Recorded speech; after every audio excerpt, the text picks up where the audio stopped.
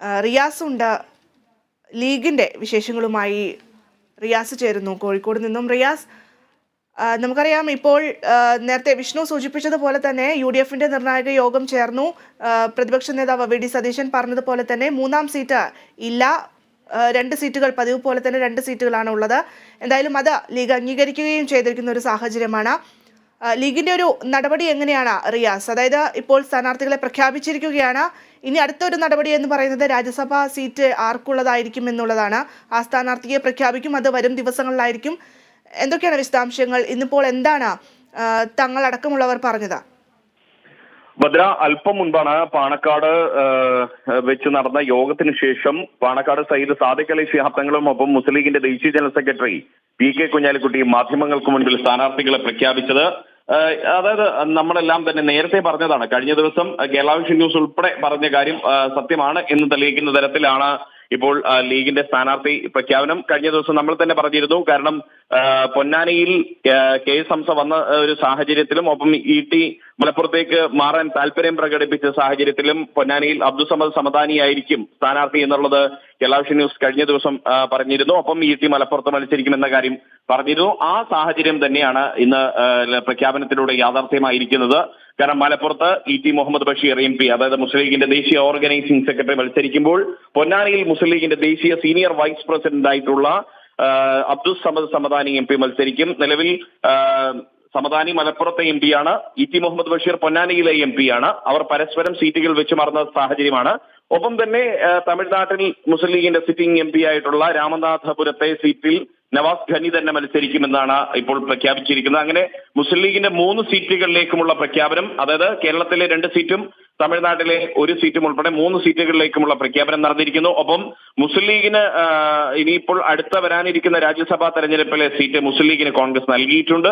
അതിലേക്കുള്ള പ്രഖ്യാപനം പിന്നീടായിരിക്കും നടക്കുക. അതിൽ പ്രധാനമായും ഒന്നുകിൽ PMA സലാം, അല്ലെങ്കിൽ PK ഫിറോസ്, അല്ലെങ്കിൽ അഡ്വക്കേറ്റ് ഫൈസൽ ബാബു പോലുള്ള ഈ 3-ൽ ആരെങ്കിലും ഒരാളായിരിക്കാനാണ് സാധ്യത. പക്ഷേ ഇപ്പോൾ ആ സ്ഥാനാർത്ഥികളുടെ പ്രഖ്യാപനം നടന്നിട്ടില്ല. രാജ്യസഭാ സ്ഥാനാർത്ഥികളെ പ്രഖ്യാപിക്കാൻ ഇനിയും സമയമുണ്ട്. കാരണം ജൂണിലാണ് ആ തെരഞ്ഞെടുപ്പ് നടക്കുന്നത്. ആ സമയത്തായിരിക്കും അതിന്റെ പ്രഖ്യാപനം നടക്കുക. കാരണം ഉറപ്പായും ലഭിക്കുന്ന ഒരു സീറ്റാണ് ആ രാജ്യസഭാ സീറ്റ് എന്ന് പറയുന്നത്. അതുകൊണ്ട് തന്നെ ആ സമയത്ത് ഉചിതമായ രീതിയിൽ ചർച്ച ചെയ്ത് തീരുമാനമെടുക്കുക എന്നൊരു നിലപാടിലേക്കാണ് അല്പം മുൻപ് പാണക്കാട് ചേർന്ന മുസ്ലിം ലീഗിന്റെ നേതൃയോഗത്തിൽ തീരുമാനം വന്നത്.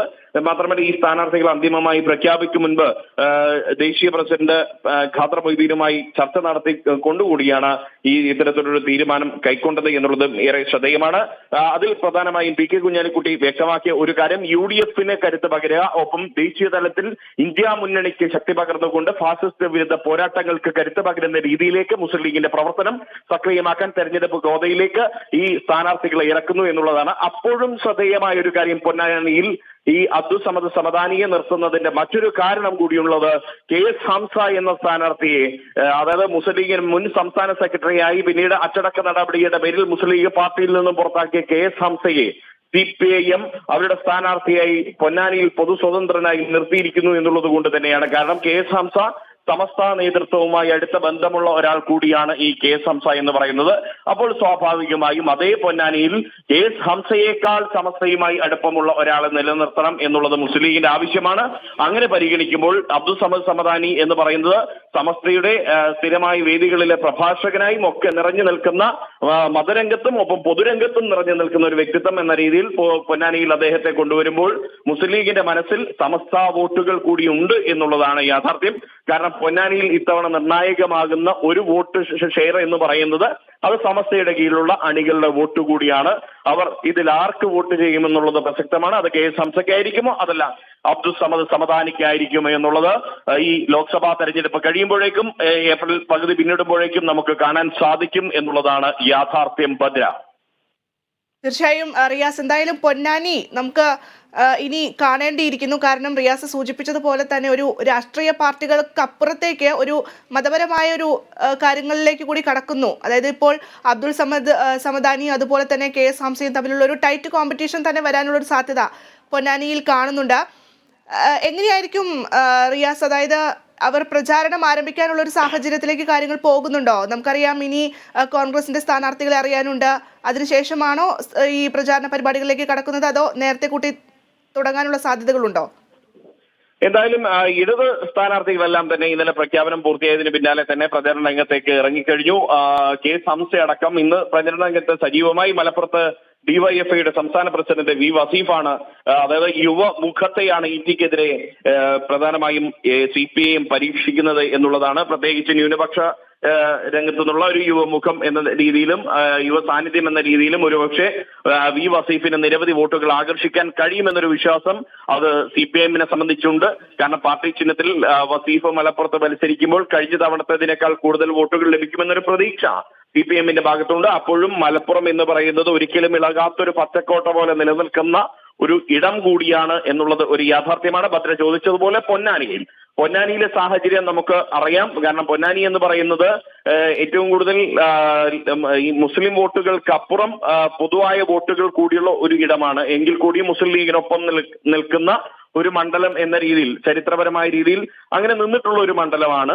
അപ്പോൾ സ്വാഭാവികമായും പൊതുവോട്ടുകൾ കൂടി സമാഹരിക്കാൻ പറ്റുന്ന ഒരു സ്ഥാനാർത്ഥി എന്ന രീതിയിലാണ് അബ്ദുൾ സമദ് സമദാനിയെ അവിടെ അവതരിപ്പിക്കുന്നത്. ഒപ്പം തന്നെ ഈ KS ഹംസയുടെ സ്ഥാനാർത്ഥിത്വത്തിലൂടെ CPIM ഉയർത്തിയ മറ്റൊരു വെല്ലുവിളി ഞാൻ നേരത്തെ സൂചിപ്പിച്ചതുപോലെ സമസ്ത വോട്ടുകളുടെ ഒരു ഏകീകരണം, ഒരു വിഭജനം അത് ഒഴിവാക്കാൻ വേണ്ടി സമസ്തയ്ക്ക് അത്രമേൽ ഇഷ്ടപ്പെട്ട ഒരാളെ സ്ഥാനാർത്ഥിയാക്കുക എന്നൊരു നയം കൂടി മുസ്ലിം ലീഗിന്റെ ഭാഗത്തുനിന്നും ഇവിടെ അബ്ദുൾ സമദ് സമദാനിയുടെ സ്ഥാനാർത്ഥിത്വത്തിലൂടെ യാഥാർത്ഥ്യമാകുന്നു. ഇനിയിപ്പോൾ നേരെ പ്രഖ്യാപനം പൂർത്തിയായ മുറയ്ക്ക് ഇന്ന് തന്നെ തെരഞ്ഞെടുപ്പ് പ്രചരണ രംഗത്ത് 2 നേതാക്കളും സജീവമാകും എന്നാണ് മുസ്ലിം ലീഗ് വൃത്തങ്ങളിൽ നിന്നും നമുക്ക് ലഭിക്കുന്ന വിവരം.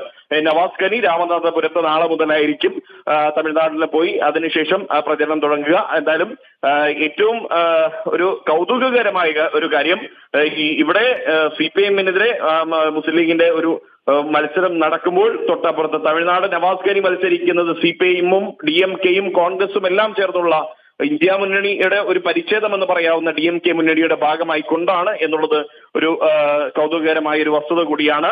ഇനിയിപ്പോൾ അറിയേണ്ടത്, അതായത് BJP-ക്ക്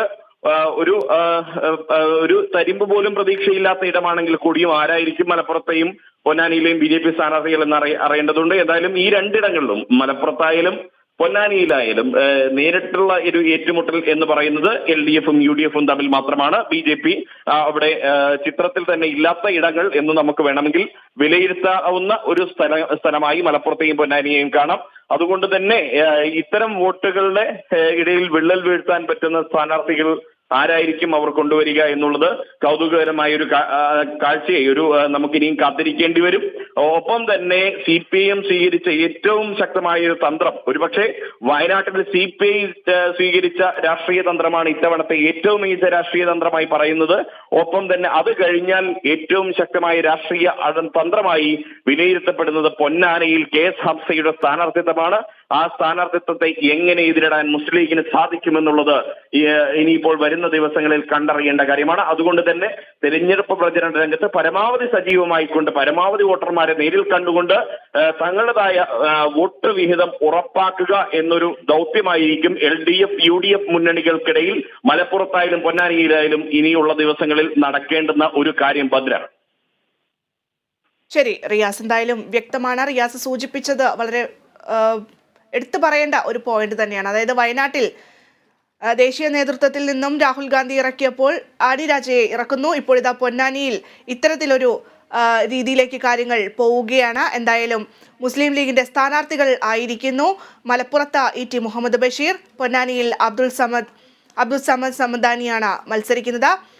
ഇവർ സീറ്റ് പരസ്പരം വെച്ച് മാറിയിരിക്കുന്നു എന്നുള്ളതാണ് നമുക്ക് ഏറ്റവും ഒടുവിൽ നമുക്ക് മനസ്സിലാക്കാൻ സാധിക്കുന്നത്. എന്തായാലും മുസ്ലിം ലീഗിന്റെ സ്ഥാനാർത്ഥികളും ആയിരിക്കുന്നു. ഇവർ എത്രയും പെട്ടെന്ന് തന്നെ പ്രചാരണ മുഖത്തേക്ക് ഇറങ്ങാൻ പോവുകയാണ്. ഇനി അറിയാനുള്ളത് കോൺഗ്രസിന്റെ 16 സീറ്റുകളിലേക്കുള്ള സ്ഥാനാർത്ഥികൾ ആരായിരിക്കും എന്നുള്ളതാണ്.